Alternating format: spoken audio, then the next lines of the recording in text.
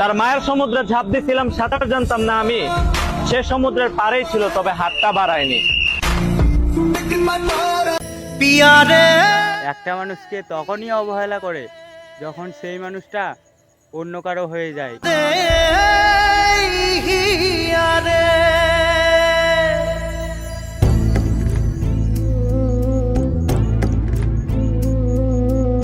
ভালোবাসা কেন এত যার জন্য আমি জীবন দিতেও রাজি ছিলাম, সে আমাকে ছেড়ে চলে গিয়েছিল। কিন্তু তার সাথে যদি কোনোদিন আমার দেখা হয়, তাহলে তাকে একটাই কথা জিজ্ঞেস করতে চাই যে আমার কি কোনো কথা তোমার মনে লেগে গিয়েছিল, নাকি তোমার মনটা অন্য কোনো জায়গায় লেগে গিয়েছিল?